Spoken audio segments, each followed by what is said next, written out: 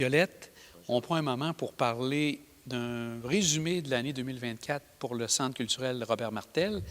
Le tout a commencé, on se rappelle, en avril? En avril 2024. Le Centre Robert Martel s'est mis en... C'est un groupe de bénévoles qui ne voulaient pas que la culture disparaisse dans le village. Donc, on s'est regroupés. On a fait une approche auprès de la fabrique qui a ouvert ses portes pour nous donner un lieu et on a fait une programmation. Cette programmation-là, oui, la première a été le 4 avril 2024. Et c'était sur pourquoi on appelle le Centre Robert Martel, Centre culturel. C'est que Robert Martel, un ami disparu il y a 1 an, était le pivot de la culture et de la beauté. Pourquoi Sainte-Pétronille est un des plus beaux villages du Québec? C'est la marque de Robert Martel. Donc, voilà pourquoi on a donné ce nom. Et tous les bénévoles, on est une vingtaine de bénévoles qui ont travaillé toute l'année pour entretenir cette culture dans Sainte-Pétronille. Le 24, c'était sur Robert Martel et quelques jours plus tard, 1 semaine ou 2, ça a été sur le curé Verbis. Je ne sais pas si vous avez lu le journal autour de l'île, mais le premier curé de l'île d'Orléans, de Sainte-Pétronille, pas de l'île d'Orléans, était un phénomène. C'était un phénomène, c'était un Belge qui est arrivé ici avec une hyperactivité. Il faut lire dans le journal autour de l'île les 3 volets de son histoire. Au cours de l'année, on a eu plusieurs conférences. On peut dire que c'est bizarre, mais on a touché à la Belgique par le curé Verbis. On a touché à l'Afrique cet automne par M. Kouassis Ahmed Ida, si je le dis bien, et on a parlé de Sainte-Pétronille, c'est 150 ans cette année. Donc, le curé Verbis, après ça, les premières années du village, ont fait l'ensemble de nos conférences.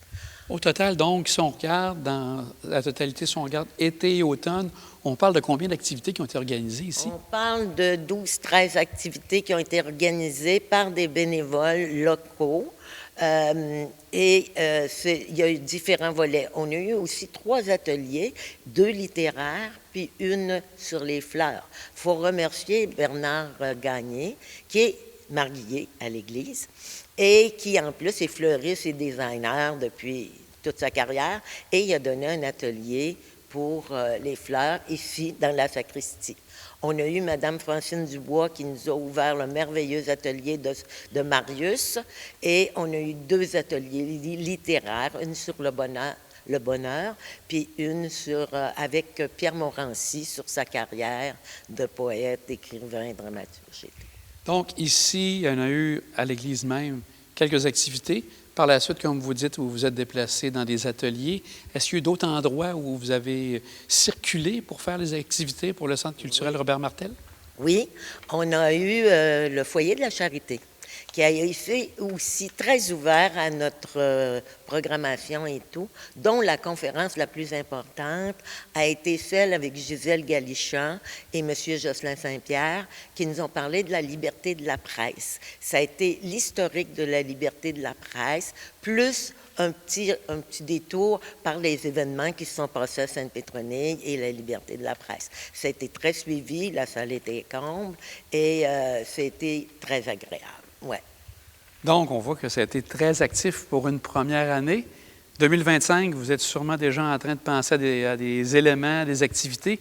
Est-ce que ça va être aussi animé que 2024? Absolument.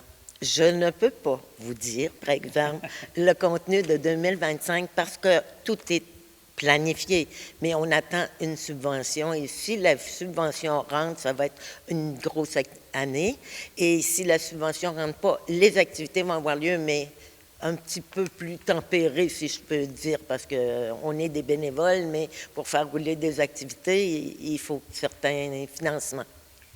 Bien, on va surveiller, garde attention justement à cette programmation. Donc, dès qu'on sera au courant, on prendra sûrement un moment avec vous pour discuter de la programmation 2025. Un grand merci à vous, Violette. C'est moi qui vous remercie de nous donner la parole. Merci beaucoup.